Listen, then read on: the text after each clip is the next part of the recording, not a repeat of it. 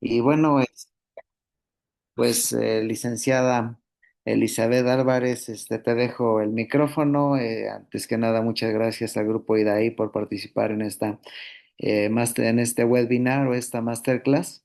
Y te dejo el micrófono para que nos apoyes con la presentación del químico Adrián Guerrero Hernández. Muchas gracias. Perfecto, bueno, pues espero que me escuchen muy bien todos. ¿Qué tal? Muy buenas tardes. Su servidora Elizabeth Álvarez. Eh, estamos, sí me escuchan, ¿verdad? De parte de la empresa Grupo IDAI, les damos la bienvenida a todos a esta masterclass, bueno, que tenemos en colaboración con la empresa Farbiois, doctor José. También le damos las gracias por la oportunidad y el espacio para poder impartir este pequeño webinar que esperamos sea del agrado de todos. El día de hoy nos va a estar acompañando el químico Adrián Guerrero Hernández, quien es de formación químico farmacéutico biólogo y cuenta con más de 16 años de experiencia en la industria farmacéutica. Él es especialista en buenas prácticas de manufactura, de laboratorio, ha participado en proyectos de buenas prácticas de fabricación de APIs, ha estado en el área de desarrollo químico y analítico para el cumplimiento de ICH en Europa y Estados Unidos, ha participado en diversas auditorías, ha sido parte de proyectos de mejora continua, ha participado en la implementación de sistemas de gestión de calidad. Bueno, actualmente también es líder de proyectos en gestión de riesgos para determinación de nitrosaminas e impurezas elementales y bueno, también en el tema de caracterización de impurezas. Durante estos años en su trayectoria, el químico Adrián ha adquirido bastante experiencia en el tema y bueno, el día de hoy, por medio de esta masterclass, nos gustaría compartir parte del expertise con el que cuenta nuestro ponente, que el día de hoy nos va a estar acompañando. Les damos a todos una cordial bienvenida, les agradecemos este espacio y bueno, para poder participar en este evento. Sin más, los dejo con el químico Adrián, quien comenzará su masterclass en un momento. Químico, si gusta, puede comenzar con su presentación. Bienvenidos Gracias, todos. gracias. ¿Sí me escuchan todos? Sí, Muy bien. Ali, solo tengo una duda. ¿Yo proyecto la presentación o lo haces tú desde tu computadora? Después a su CV comienza su presentación. Gracias.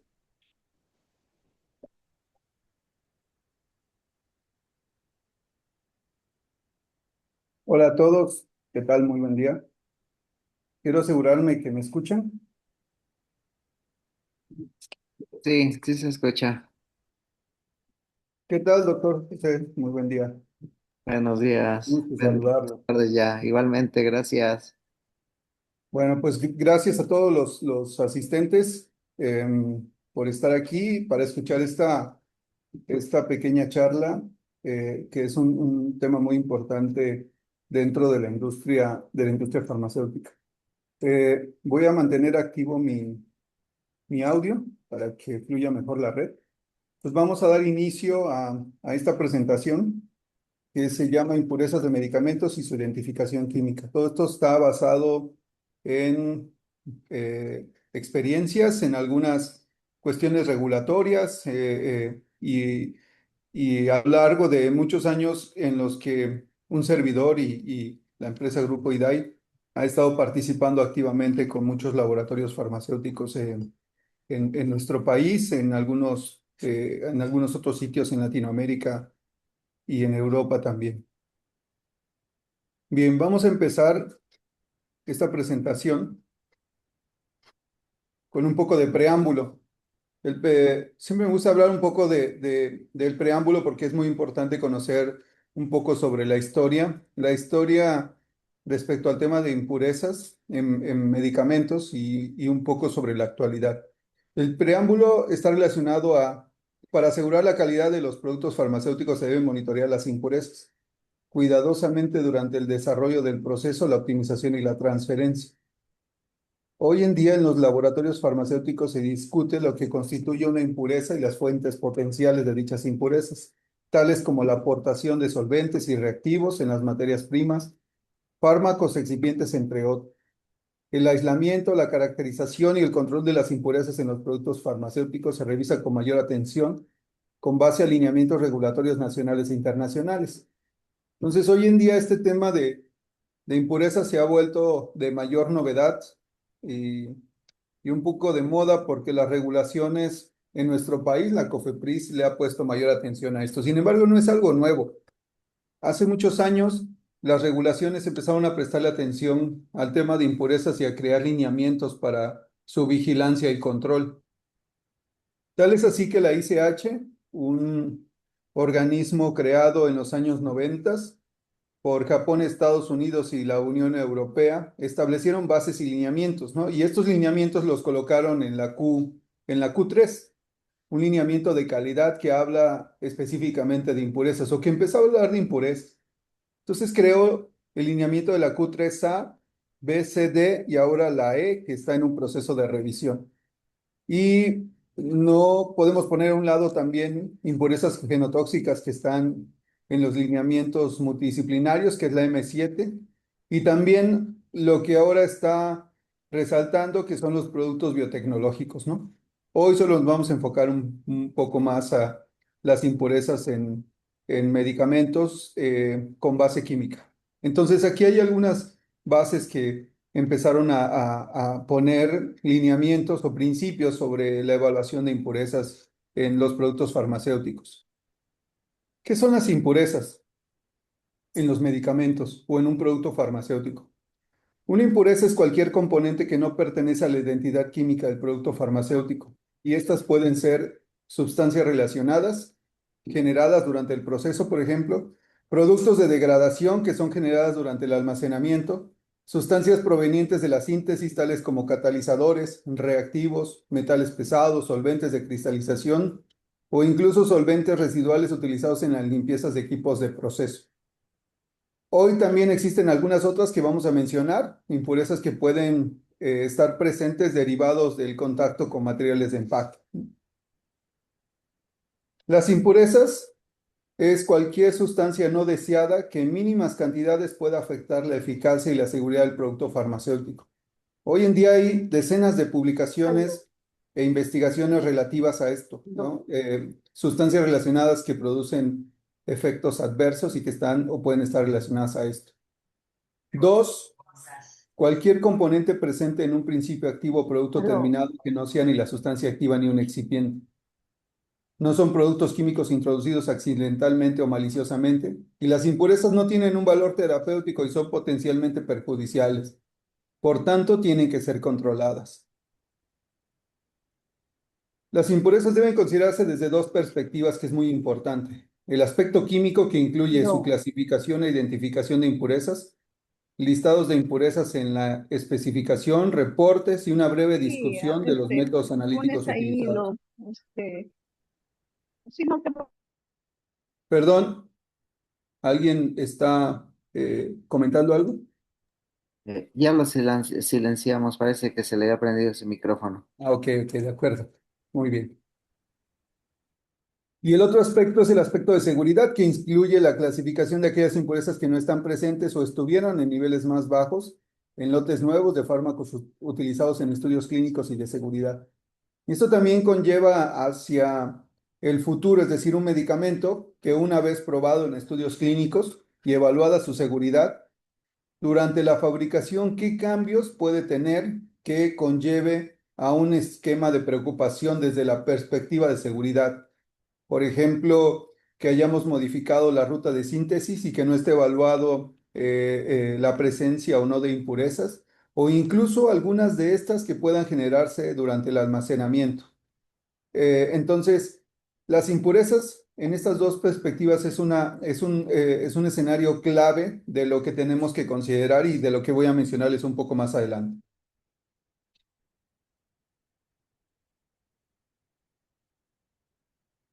Es muy importante considerar que al hablar de impurezas es evaluar todas aquellas que puedan estar presentes y no pueden excluirse ninguna solo por el hecho de que no está en un documento oficial. Por ejemplo, una monografía de un método compendial, o porque no aparece en un certificado, o porque nadie se había preocupado de evaluarla. Las impurezas potenciales es una evaluación completa de todas aquellas que pueden estar presentes, estuvieron presentes, ¿sí? Y que incluso van desde, y podemos ver en este esquema, pueden partir desde la materia prima, es decir, el material de partida que se utiliza para la síntesis de un fármaco.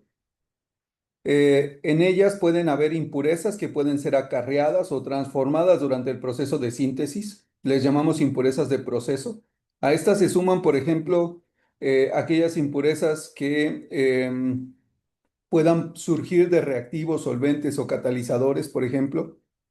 Entonces, en este esquema es muy importante evaluar o considerar el aspecto importante de posibles impurezas presentes. Después también tenemos aquellas que aparecen en etapas intermedias, ¿no? Impurezas del proceso o incluso ya en el producto terminado, como fármacos, por ejemplo, ya podrían estar presentes, ¿no? Y allí no solamente hay sustancias relacionadas derivadas del proceso, ¿no? Sino que además también puede haber productos de degradación o sustancias genotóxicas, ¿no? Algunas otras clasificaciones que vamos a ir connotando un poco más adelante. Entonces, hasta esta etapa, hasta la etapa del fármaco, por ejemplo, nosotros vamos a observar que aquí ya tenemos una lista de posibles impurezas potenciales que pueden ser impurezas del material de partida, impurezas de intermedios, impurezas de síntesis, catalizadores, ¿no? Solventes, impurezas generadas por el almacenamiento, productos de degradación. Esta lista puede ser transferible hacia el medicamento durante la etapa de formulación, por interacción con excipientes o por el uso de solventes, equipos de proceso, manufactura, mezclado, tamizado, granulado, disolución, entre otras operaciones que estén relacionadas a la fabricación del medicamento, incluso hasta el material de empaque. Y nuevamente podemos poner en la lista productos de degradación.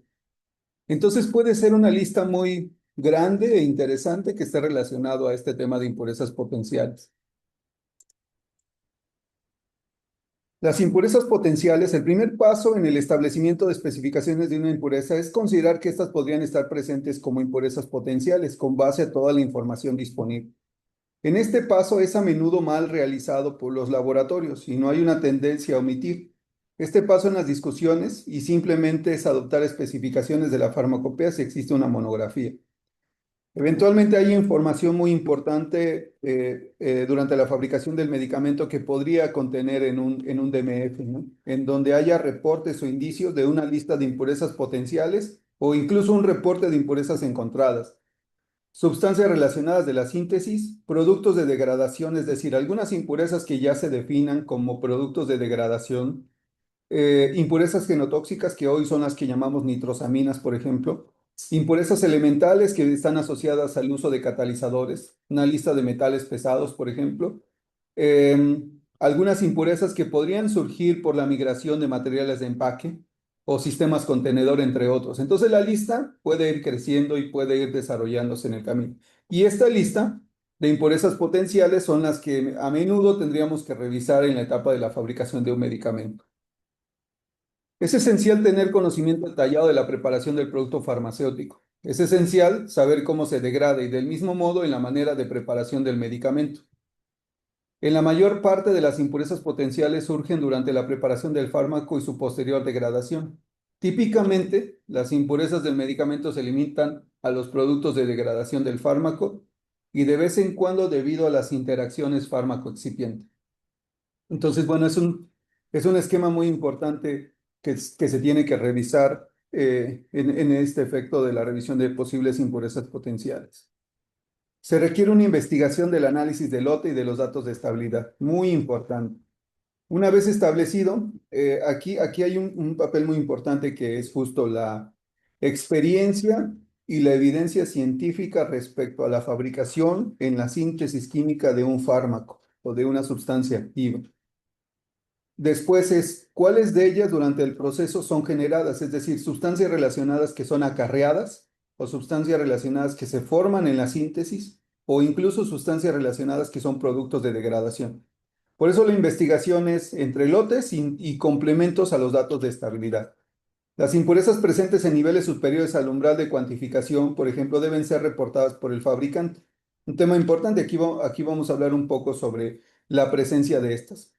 Algunas impurezas de la farmacopea pueden no estar presentes porque durante la síntesis no se forman. Recordemos un poco que quien pone una monografía, quien coloca una monografía de un producto farmacéutico es quien formuló, quien desarrolló, quien entregó toda la evidencia científica a un compendio farmacopeico. Y no necesariamente es un esquema en el cual se produzca de la misma manera o se obtenga con la misma ruta de síntesis la molécula de una sustancia activa. Entonces, algunas veces algunas farmacopeas pueden contener información o puede haber especificaciones de impurezas que no estén comúnmente presentes. Puede ser una lista de potenciales, ¿no? O incluso puede ser un caso contrario, algunas impurezas que no están en una farmacopea, en una monografía farmacopeica, pero que se producen por efecto de una síntesis o quizá productos de degradación. Para los productos de degradación es importante observar los datos de estabilidad. No existe otra manera. Si nosotros, por ejemplo, no llevamos a cabo estudios de estabilidad, como pruebas de estrés o pruebas forzadas, estudios acelerados o largo plazo, no sabríamos si existen o no una lista de impurezas productos de degradación. Y en casos específicos se deben llevar a cabo diligencias para su investigación basado en el riesgo. Por ejemplo, las impurezas elementales tendrían que revisarse no en el producto terminado todo el tiempo. Se tendría que hacer una revisión, un esquema de un análisis de riesgos, es decir, una investigación sobre las posibles contribuciones de impurezas elementales a lo largo de un proceso, pero basado en una gestión de riesgo. Es decir, identificar que existe el riesgo de posibles impurezas elementales. ¿Dónde? Desde los materiales que se utilizan para la fabricación, equipos de proceso, agua hasta el producto terminado, sistemas contenedor cierre y después hacia el medicamento. Todo eso en un esquema de una gestión de riesgos. Y es algo muy común de lo que se hace ahora con las impurezas genotóxicas. Poder determinar en ellas es hacer una evaluación completa del proceso de manufactura, equipos, materiales, proveedores que puedan estar relacionados a la generación de estas impurezas. ¿Cómo podemos aceptar el control de impurezas de acuerdo a la especificación de una monografía farmacopeica? Desafortunadamente no siempre es posible, puesto que las monografías se desarrollan en base a lo que preparó el API históricamente. Y voy a poner un ejemplo burdo, ¿no? Hoy, Grupo IDAI registra una monografía de una fórmula que tiene desarrollada, ¿no? Entonces, esa fórmula solo la conoce la compañía que lo registró y se pone como un compendio y como un estándar internacional o un estándar según la farmacopea. Entonces, la responsabilidad que tenemos el resto de los fabricantes que usemos una monografía es si realmente está ad hoc en especificaciones, en controles de calidad para nuestra fórmula. El método de fabricación de un fabricante particular puede conducir impurezas inesperadas debido a una ruta diferente de síntesis, cambios en los reactivos o incluso en las condiciones de almacenamiento. Y no siempre es una regla que lo que está especificado en una monografía puede ayudarnos a resolver el problema de las impurezas. Otra cosa muy importante en la evaluación de impurezas potenciales son los métodos. ¿Qué métodos se utilizan para ello?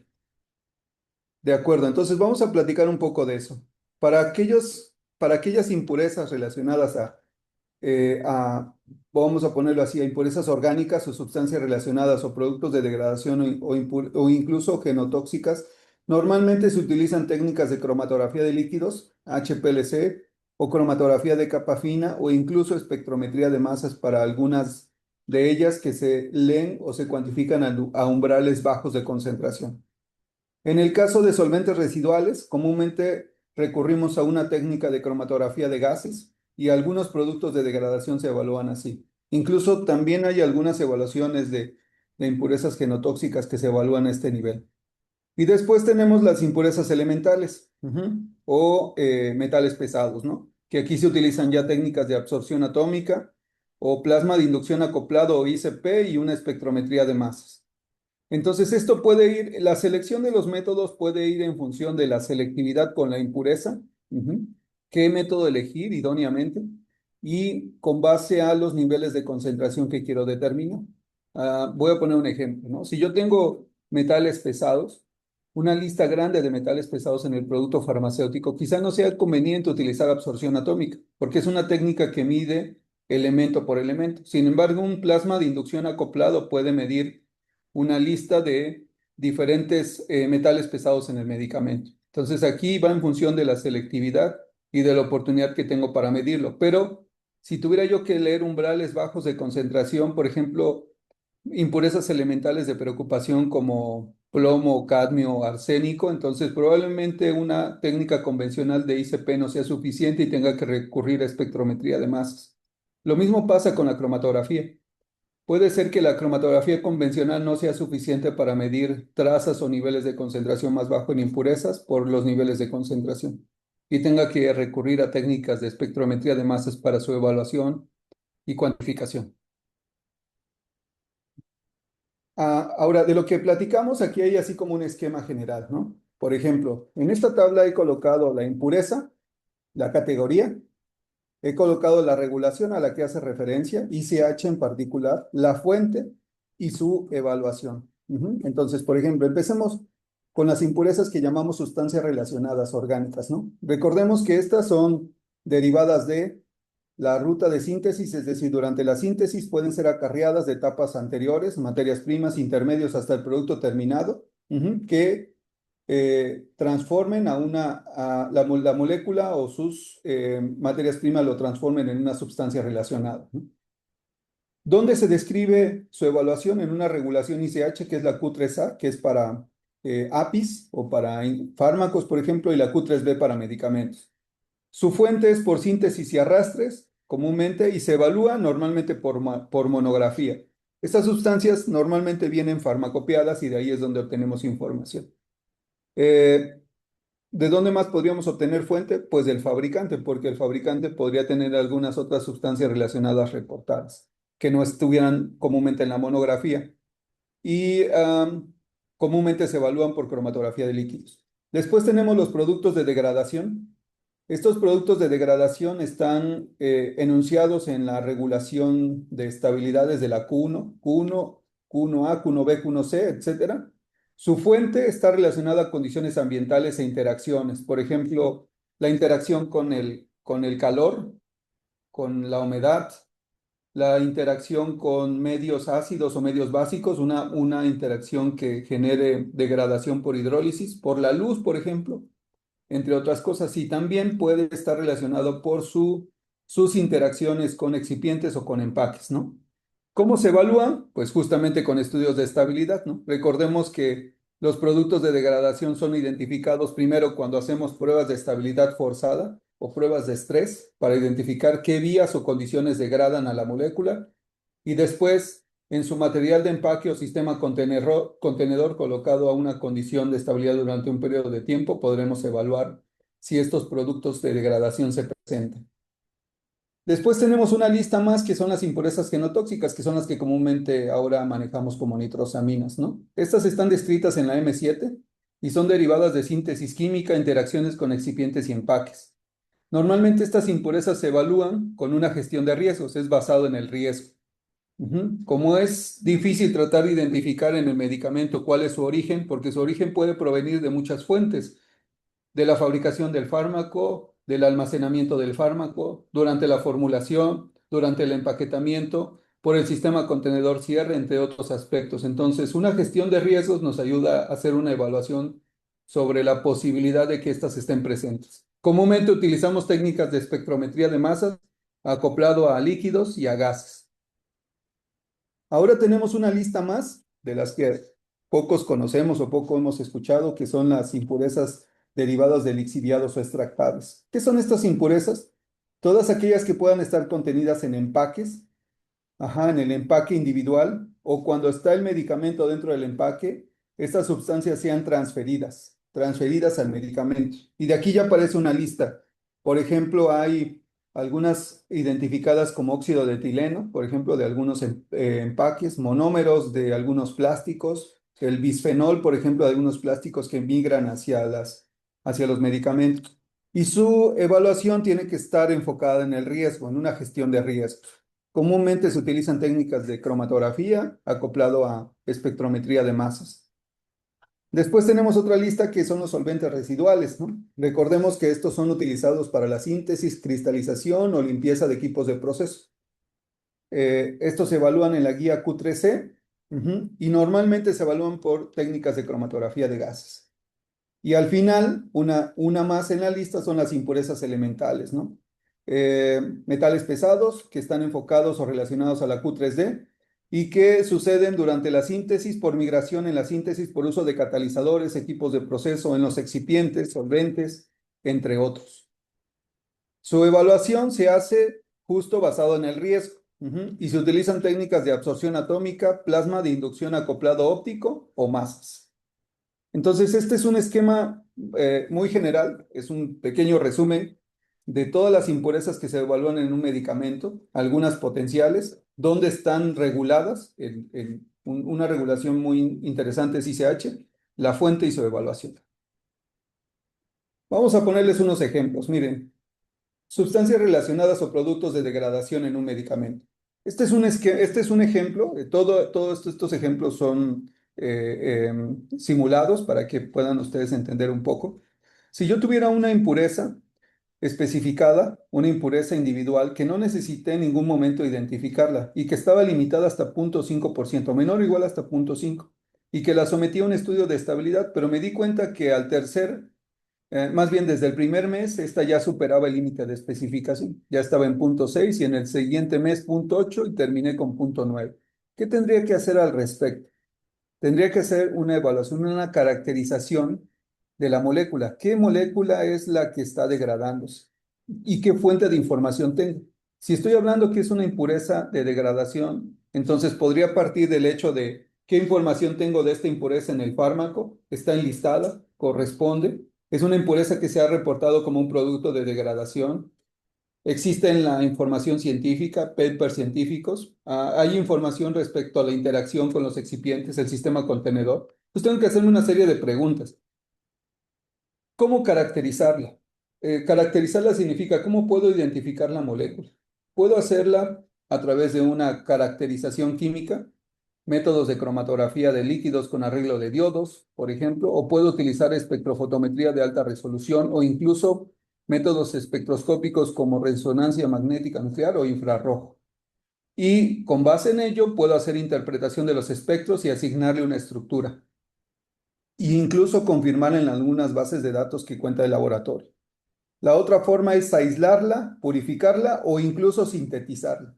Entonces, bueno, hay expertos en orgánica, en síntesis orgánica, que podría trazar una posible ruta de formación, hacer un proceso que los orgánicos o los científicos llaman retrosíntesis, buscar en la información o incluso llevar una práctica laboratorio de aislarla, o en el último escenario es sintetizarla. La otra forma de caracterizarla es con información científica, buscar artículos de divulgación, normas, farmacopeas o todo tipo de información, o incluso en los DMFs y hacer comparaciones, ¿no? Entonces aquí ya tendríamos como una primera fuente. La segunda es que una vez identificada y con límites muy arriba de la especificación, tendríamos que hacer una caracterización respecto a la impureza desconocido potencial. Esta caracterización está enfocada hacia la evaluación toxicológica. No existe la molécula o es un isómero que por posición se puede confirmar. Entonces puedo aislarlo, purificarlo, sintetizarlo. Si por confirmación de fragmentación puedo tener una asignación, entonces podría yo establecer que la impureza confirma datos específicos, que conozco el número de Cas y que no necesitaría yo hacer algo más.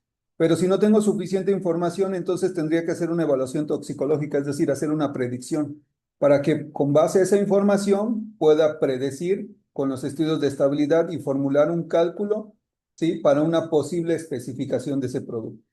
Entonces, todo este trabajo en una sustancia relacionada en un producto de degradación no solo conlleva en caracterizar la molécula, sino también llevar hasta una evaluación toxicológica dicha molécula.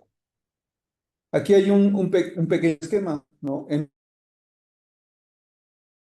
un dato de estabilidad a lo largo del periodo de tiempo, por ejemplo, encontré la línea azul muestra que hay una tendencia, existe una tendencia a que la impureza crezca a lo largo del almacenamiento, 24 meses. Con datos estadísticos, sí, que es la línea de color negro, puedo hacer una estimación, un pronóstico, e incluso ese pronóstico se hace con datos estadísticos. Incluso ese pronóstico me puede ayudar con extrapolación a determinar hasta qué momento, con un límite de especificación propuesto, podría calcular la caducidad del medicamento. Entonces, con base en eso puedo tener una impureza identificada, una evaluación toxicológica y evaluar límites seguros para el medicamento. Este es un esquema que hoy en día Grupo IDAI en conjunto con Fabiois llevamos a cabo para muchos laboratorios farmacéuticos. ¿Cuáles son los retos? Bueno, que se requiere un tiempo necesario para recopilar información, específicamente datos de estabilidad. Contar con métodos selectivos para la caracterización de estructura de la impureza, espectrometría de masas, y eso es un tema porque no hay muchos laboratorios que lo tengan y normalmente con quien cuentan esos son las instituciones, UNAM, Sinvestab, UMPA y otras universidades en México que hacen este trabajo. Se requiere hacer una evaluación toxicológica in silico, aunque a veces conlleva tener poco soporte sustento científico que tenga que llevar a hacer pruebas in vitro o in vivo específicamente. Entendimiento para una propuesta de especificación basado en evidencias, es decir, la caracterización de la molécula, la evaluación toxicológica y lo que dice la regulación para hacer una especificación. Este es un esquema solo de sustancias relacionadas y o productos de degradación. El otro esquema son solventes residuales. La guía Q3C habla respecto a las clases, ¿no? Los solventes residuales están clasificados en 1, 2 y 3. Clase 1, que deben ser evitados, son agentes cancerígenos altamente riesgosos, como el benceno, que hoy no se utiliza y deben ser evitados. Después están clase 2, metanol, tetrahidrofurano, clorometileno, etcétera, ¿no? Que a pesar de que hay evidencia de toxicidad, no siempre son con cancerogenicidad genotóxica, son solventes que pueden tener cierta reversibilidad toxicológica. Y por último están los de clase 3 de bajo potencial, que no se pueden descartar, pero que se pueden controlar, incluso no por métodos cromatográficos, sino por métodos gravimétricos como pérdida por secado. Entre ellos está el etanol y el isopropanol. Una estrategia, primero, es saber que todos los solventes clase 1 deben ser evitados. Todavía en el mundo existen registros y DMFs de productos de más de 15 o 20 años de fabricación que no han podido eliminar algunos solventes clase 1. Eh, Clase 2 se tienen que especificar si se detectan. Sin embargo, los clase 3 no es necesario siempre especificarlos si se controlan con métodos de pérdida por secado, ¿no? Aquí hay como un ejemplo de una estrategia que se puede hacer. ¿Cómo limitar un disolvente? Por ejemplo, el acetonitrilo, que es clase 2 y que se limita en 410 partes por millón. Una opción es que sí o sí cada uno de los elementos, fármacos, excipientes y hasta el medicamento esté limitado en no más de 410 partes por millón. Sin embargo, la regulación permite, ¿sí?, en la suma total de ingredientes, fármacos y excipientes en el medicamento, por ejemplo, basado en esta opción es que la sumatoria total no supere los 4.1 miligramos de acetonitrilo en el medicamento. Entonces, aun cuando esté ligeramente más alto en concentraciones en el fármaco, excipientes 1 y 2 puede contener los más bajos y encontrarlos en valores que no excedan los 4.1 miligramos. Hoy en día la mayoría de las empresas prefiere mejor mantener una especificación concreta específica en el fármaco, pero algunas veces, por ejemplo, hay excipientes que aún no han entrado en el esquema de cumplimiento a la ICH y podría ser una dificultad pedirles que cumplan con límites de 410 partes por millón, como es este ejemplo. Entonces, la estrategia va a conllevar justo en evaluar en el medicamento, ¿sí?, cuál es la composición final, considerando los solventes que hayan sido utilizados, declarados y especificados en el fármaco y en los excipientes. Otro esquema de impurezas, hablando específicamente de la lista, son las genotóxicas. Normalmente en las genotóxicas vamos a hablar ahorita de nitrosaminas, que son un grupo de compuestos orgánicos tóxicos que representan una preocupación importante en la industria farmacéutica y de salud. Estas tienen la estructura química de un grupo nitroso unido a una amina y su presencia en medicamentos se considera indeseable, debido a que se han reconocido como impurezas mutagénicas que al reaccionar con el ADN resultan ser probables o posibles cancerígenos para el ser humano. Por eso se llaman o han sido llamadas como genotóxicas. Estas sustancias tienen comúnmente un componente nitro, un componente amino y una condición ácida para que se generen en el proceso. ¿Cómo las podemos evaluar? Hay un esquema muy importante que es a través de una valoración de riesgos de nitrosaminas, en donde se tienen que identificar las fuentes potenciales, por ejemplo, que los APIs y excipientes los contengan. Pero si el fabricante no me ha dado esa información, es decir, si ni siquiera ellos han llevado a cabo una gestión de riesgos para identificar posibles genotóxicas, entonces es buscar dentro de la información las fuentes, ¿no? Procesos, servicios, empaques, síntesis. Nosotros en la organización, en Grupo IDAI, hemos desarrollado una herramienta que le llamamos STAR, que nos ha ayudado para hacer una evaluación, para asignar una posible presencia o una potencial presencia de impurezas genotóxicas, para que éstas puedan sumarse en la gestión de riesgos, es decir, integrar la información que a veces es débil o nula, integrarla a la gestión de riesgos del medicamento, valorarlo y con ello tener un esquema completo, no solamente en el API, en el excipiente, sino también utilizamos esta herramienta para empaques o sistema contenedor, aguas de proceso y condiciones, ¿no? Al final sumamos todas las evaluaciones para hacer un reporte generalizado y poder determinar el posible riesgo de estar presentes las impurezas genotóxicas. Otro esquema son las impurezas elementales, que es un esquema muy particular. Recordemos que les decía, las impurezas genotóxicas y las impurezas elementales comúnmente se evalúan a través de una gestión de riesgos. La gestión de riesgos conlleva a identificar todos aquellos elementos que puedan sumar o adicionar a estas impurezas. Este es un esquema de impurezas elementales en donde evaluamos el fármaco, donde se han utilizado catalizadores, por ejemplo, cadmio, arsénico, o incluso elementos que hayan migrado de equipos de proceso viejos, obsoletos, no sé, a lo mejor no fabricados de acero inoxidable, sino acero del carbón, que puedan migrar algunos elementos. Excipientes, sistemas contenedor, equipos de proceso y agua. Entonces, se evalúan cada uno de los elementos a través de una gestión de riesgos. Identificar que impurezas elementales han sido añadidas intencionales o no intencionales, ¿no? A través de la guía Q3D y utilizando una herramienta de control de riesgos. Todo eso es con base a la guía Q9 de gestión de riesgos, que primero pide valorar el riesgo, identificar, analizarlo y valorizarlo. Después, implementar medidas de control.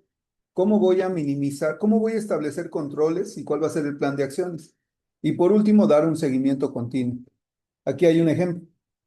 En el caso de impurezas elementales, ¿sí? En el caso de tener presencia de impurezas elementales, por ejemplo, su importancia se considera en base al valor determinado y predicho por una evaluación de impurezas, mediante la evaluación de riesgos. Entonces, por ejemplo, la ICH-Q3D, igual que las guías para evaluar genotóxicas, utilizan un análisis de riesgos para demostrar consistentemente que hay o no evidencia suficiente para valorarlas, ¿no? Entonces, con base a la gestión de riesgos, podemos tener algunos escenarios posibles o resultados posibles. Impurezas elementales excluidas, pues todas aquellas que no tengan una preocupación toxicológica. Las impurezas elementales que puedan estar por debajo del umbral de control. La guía establece umbrales de control que son dosis de exposición diarias, que estén 30% por debajo, e incluso impurezas elementales que excedan el umbral, es decir, que estén por arriba del 30% sin exceder el límite de exposición diario, o incluso todas aquellas impurezas elementales que excedan el límite de exposición en el medicamento. Entonces, por ejemplo, el esquema 2, 3 y 4 puede conllevar a implementar medidas como evaluar periódicamente al medicamento, al fabricante del excipiente, o incluso esquemas 2 y 4 que conlleven sí o sí a medir lote a lote cada medicamento con respecto a impurezas elementales. Esta estrategia dependerá mucho del resultado de la gestión de riesgos. En Grupo IDAI nosotros ya hace algunos años desarrollamos un modelo de gestión de riesgos para la evaluación de impurezas elementales. ¿Cuáles son los retos? Pues los problemas documentales tales como la dificultad de recopilar información. Su solución ha sido analizar o bien el producto o bien los componentes de los cuales no se obtenía información. Problema analítico para desarrollar un método capaz de demostrar ausencia de impurezas a niveles exigidos. Y este problema tiene una solución más compleja, ya que en algunos casos se ha forzado al método analítico y en otros la estrategia de análisis del componente ha permitido descartar la aportación del agua. Problema es la cantidad de impurezas, resultado por encima del límite de control o por encima del límite permitido. En estos casos siempre ha estado relacionado con la presencia de componentes minerales en cantidades altas o ingestas diarias y o posibles cambios en la regulación o armonización, porque incluso esta guía todavía no se armoniza en el mundo. En algunos casos, las regulaciones europeas, las regulaciones en Japón y en algunos otros países no han sido armonizadas, a pesar de que existen capítulos generales para su evaluación. Y bueno, por último es cómo evaluamos las impurezas, ya sean sustancias relacionadas, impurezas genotóxicas, impurezas elementales o solventes residuales. ¿Cómo lo evaluamos? ¿Cuál es la estrategia para evaluar? Aquí tenemos dos estrategias muy importantes. La primera de ellas es, necesitamos contar con tecnología analítica de alta sensibilidad y selectividad capaz de cuantificar con precisión las impurezas, ¿no? Por debajo de los límites, al menos. Y después tenemos que validarlos para demostrar mediante el método empleado, que es específico, exacto, preciso y sensible, generando así datos confiables. Una estrategia, uno de los retos que tenemos en el laboratorio es que no siempre contamos con tecnología, ¿no? Que hay que pagarle a un laboratorio para que nos haga el desarrollo, la implementación del método y su validación. Y la otra es que no siempre necesitamos el análisis lote a lote, sino que podemos utilizarlo periódicamente. Entonces, se pueden hacer dos tipos de validaciones. Una es una validación convencional y la otra es una evaluación estratégica. La evaluación convencional es hacer la validación tal cual, a través de un diseño de experimentos con cada parámetro de desempeño, especificidad, exactitud, precisión, linealidad, límite de detección, cuantificación y robustez. Por ejemplo, en una especificidad es evaluar el estándar y una matriz adicionada. La exactitud tiene sí o sí que evaluarse con una matriz adicionada, la precisión con estándares o matrices, una linealidad con un estándar o una matriz adicionada, límite de detección y cuantificación estándar y blancos o matrices adicionadas, y la robustez puede ser un lote o un estándar preparado. Sin embargo, una validación estratégica es contar con un método. Voy a poner un ejemplo, ¿no? Un método que puede evaluar solventes residuales, todos los de la clase 2, ¿no? O incluso impurezas elementales, una lista de 10 elementos. Entonces puedo hacer una validación estratégica pidiéndole, para una lista de 10 impurezas que se evalúan por una técnica específica, cromatografía de líquidos, cromatografía de gases o un ICP, evaluar la especificidad, la precisión, la linealidad y los límites de detección y cuantificación con un estándar. Y solo la exactitud con mis matrices adicionadas. ¿Qué estoy haciendo con esta validación estratégica? Ahorrándome tiempo, dinero y esfuerzo, porque realmente el parámetro que determina un efecto en la matriz son la exactitud. La exactitud con matrices adicionadas puede identificar si mi muestra contenida con todos los elementos, es decir, la matriz, pueda tener un efecto en la exactitud del método. ¿Qué conlleva eso? Por ejemplo, la estrategia de validación en tiempos, por ejemplo, la convencional, pues es alto, requiere una validación por cada producto y matriz. Sin embargo, una estrategia en el tiempo es bajo, se valida un modelo y se extiende a múltiples matrices, ¿no? Por ejemplo, puedo tener 10 medicamentos de los que quiera determinar plomo, cadmio, arsénico y mercurio por ICP, en donde con una validación estratégica solamente les lleve yo las matrices para evaluar la exactitud y todos los demás parámetros están realizados. El costo en una convencional es elevado y en una estrategia es reducido. La flexibilidad en un convencional es muy baja, ya que cada producto tiene que validarse. En una estratégica, la flexibilidad es alta y puede aplicarse a muchas matrices. Regulatoriamente, un método convencional es muy fuerte. Estratégicamente, una validación puede ser riesgosa si la autoridad no lo acepta. Validaciones extrapoladas. En mi experiencia, he trabajado con validaciones estratégicas para impurezas basado en gestión de riesgos. Por ejemplo, impurezas elementales y nitrosaminas, no en productos de degradación. En algunos casos en donde no requiero analizar lote a lote, sino periódicamente. Entonces, aquí ha funcionado mucho la validación estratégica, ¿no? Y obviamente tiene que someterse a la autoridad. He logrado hacer esto en el pasado para mercados de Europa, Estados Unidos y Sudamérica. En una validación convencional, el riesgo de error es bajo y en la estratégica el riesgo es alto si no se evalúan variaciones críticas, ¿no? Es decir, si la matriz no se evalúa correctamente. Requerimiento técnico, pues puede ser medio porque hay guías claras, y en la estratégica no, porque se necesita mucha experiencia para explicárselo a un laboratorio de cómo llevarlo a cabo. Entonces, bueno, en esta presentación he logrado comentarles justo lo que implica la evaluación de impurezas, desde su categorización, evaluación, identificación, y en cada uno de los esquemas lo que se requiere hacer. Y por último, uno de los retos más importantes son los métodos de análisis y su validación. Entonces, bueno, con esto termino mi participación, agradeciéndoles a todos ustedes que hayan estado aquí presentes, y si tienen algunas dudas, con mucho gusto puedo responderlas.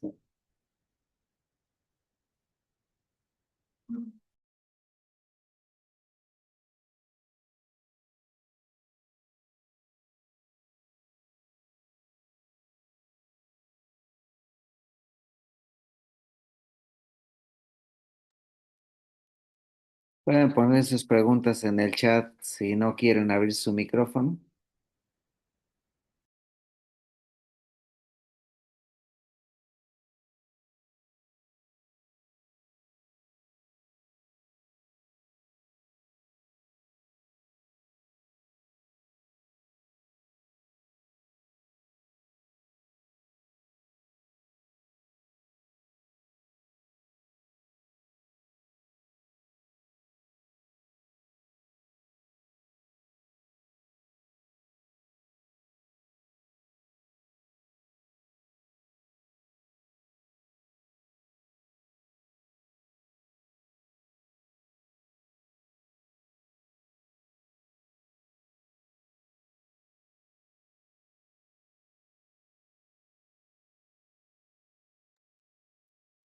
Pues químico, Adrián, pues muchas gracias por la exposición y bueno, no sé si quisieras aportar algo más, poner los datos de contacto también, que aquí al final no los veo por si alguno de los presentes estuviera interesado en esta parte de estudios de impurezas de medicamentos, tener un contacto por ahí con ustedes, también lo pueden hacer a través de los correos donde les llegaron los links.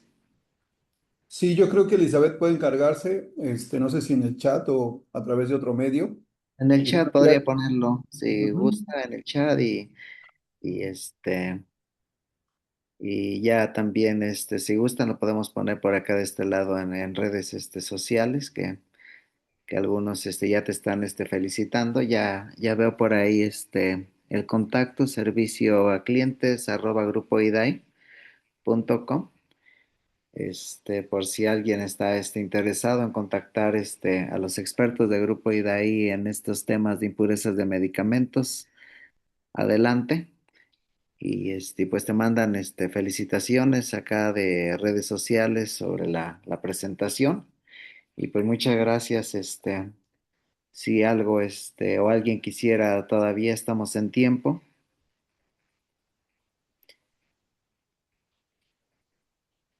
Por ahí Naila Graciela menciona que pues ha sido de gran utilidad esta masterclass para entender sobre el tema de impurezas. Y nos comentan también que si se puede compartir la presentación. La presentación va a ser como les comentaba al inicio, queda grabado y va a quedar disponible también ahí en YouTube de la empresa, de las dos empresas. Entonces, para quien quiera volver a ver esta presentación, esta excelente presentación del químico Adrián, va a estar ahí disponible toda esta grabación, y esta sesión. Además de que también queda en redes sociales. Perfecto, doctor. Pues le agradecemos mucho el espacio para poder brindar esta pequeña capacitación, la oportunidad, ¿no? Estamos monitoreando también aquí a través de las redes sociales y estamos viendo igual los comentarios que colocaron.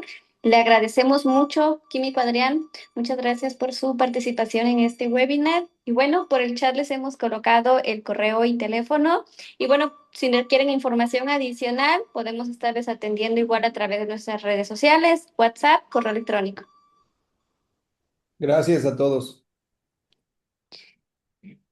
Muchas gracias, que tengan una excelente tarde.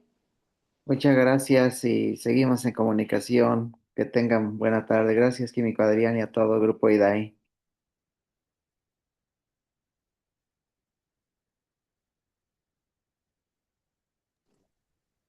Muchas gracias, doctor. Hasta luego. Hasta luego, gracias.